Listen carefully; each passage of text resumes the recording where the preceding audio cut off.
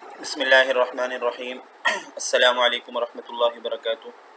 عزیز طلبہ، امید ہے آپ سب خیریت سے ہوں گے۔ اردو کا جو ہم چیپٹر پڑھ رہے ہیں اس کا عنوان ہے خدا اس وقت یہ چاہتا ہے کہ، ٹھیک ہے، تو یہ سبق ہم نے کچھ نہ کچھ پڑھ لیا ہے۔ آئیے وہاں سے شروع کرتے ہیں جہاں سے ہم نے لاسٹ ٹائم چھوڑا تھا۔ جی، کہانی یہاں سے ہم نے آج پڑھنی ہے۔ دن ڈھل چکا تھا، یعنی شام ہو چکی تھی۔ اس نے زخمی گھوڑے کی باگ ہاتھ میں لی، یعنی بادشاہ نے زخمی گھوڑے کی باگ، یعنی اس کی جو رسی ہے وہ ہاتھ میں لی اور اسے چلاتا ہوا پیادہ پا آگے بڑھا۔ پیادہ پا یعنی پیدل آگے بڑھا، جھاڑیوں میں الجھتا، گھنے درختوں کے درمیان اپنا راستہ بناتا، جنگل کے خونخوار جانوروں کی دھاڑ چنگاڑ سنتا، ان سے بچتا بچاتا وہ آگے بڑھتا گیا۔ ٹھیک ہے، یہ بادشاہ کی کیفیت بیان ہو رہی ہے۔ اس نے 2 دن اور 2 راتیں سفر میں گزاری، یعنی پیدل اسی طرح چلتا رہا۔ 2 دن اور 2 راتیں اپنے ساتھیوں سے گم رہا اور بالآخر جنگل سے باہر آنے میں کامیاب ہو گیا۔ اس دوران اس نے کچھ کھایا پیا نہ تھا۔ ٹھیک ہے، وہ 2 دن 2 راتوں سے بھوکا تھا۔ جب تک جنگل میں تھا اسے کھانے پینے کا کوئی ہوش نہ تھا۔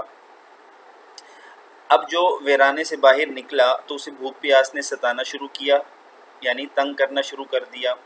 پیاس تو اس نے ایک جوہر سے چند چلو پانی لے کر بجھا لی۔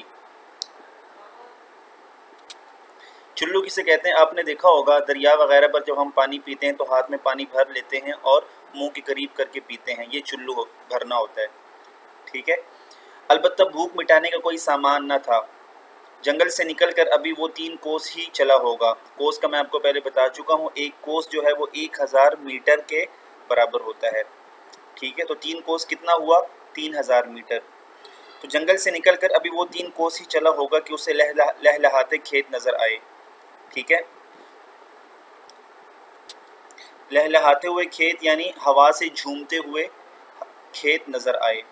اس کی خوشی کا کوئی ٹھکانہ نہ تھا کیونکہ وہ سنسان بیابان سے نکل کر انسانوں کے جہان میں آ گیا تھا۔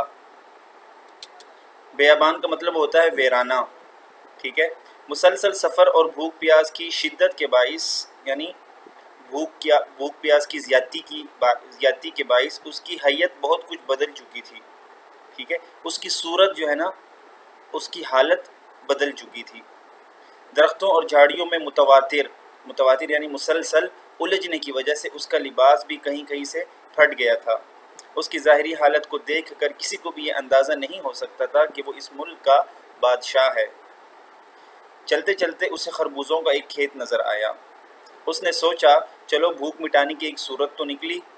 پکے ہوئے خربوزوں کا رنگ اتنا عمدہ اور خوشبو اس قدر تیز تھی کہ ان سے کھیت کی ساری فضا دہک اور مہک رہی تھی۔ ٹھیک ہے، دہک اور مہک رہی تھی یعنی فضا میں خوشبو پھیلی ہوئی تھی اس کی۔ بادشاہ کے منہ میں پانی بھر آیا۔ اس نے دیکھا کہ ایک کسان کھیت کے سرے پر کھڑا سخت پہرا دے رہا ہے۔ ٹھیک ہے، کھیت کے سرے پر یعنی اس کے کنارے پر سخت پہرا دے رہا ہے۔ اس کے روب و داب کا یہ عالم ہے۔ داب کا معنی ہوتا ہے بیٹا روب۔ ٹھیک ہے، داب کا معنی کیا ہوتا ہے؟ دبدبا۔ روب اور دبدبے کا یہ عالم ہے کہ کھیت میں کسی آدمی یا مویشی یعنی جانور کا داخل ہونا تو کجا، وہاں پرندہ بھی پر نہیں مار سکتا۔ یعنی انسان اور جانور تو کیا داخل ہوتا، پرندہ بھی پر نہیں مار سکتا، اتنا سخت پہرا دے رہا ہے۔ بہرحال بادشاہ نے بھی اپنے جی میں ٹھان لی، یعنی پکا ارادہ کر لیا کہ وہ ہر قیمت پر خربوزوں کے 2-4 دانے حاصل کر کے رہے گا۔ وہ گھوڑے کی باگ ایک درخت سے اٹکا کر، یعنی اس کی جو رسی تھی، اس کی لگام جو تھی، ایک درخت سے اٹکا کر کسان کے پاس پہنچا۔ ٹھیک، رسمی سلام و دعا کے بعد بادشاہ نے اس سے پوچھا، جی بیٹا کیا پوچھا اور ان کے درمیان کیا مکالمہ ہوا، یہ ہم نیکسٹ لیسن میں پڑھیں گے۔ ٹھیک ہے، آج کے لیے اتنا ہی کافی ہے، اجازت دیجیے، السلام علیکم ورحمۃ اللہ۔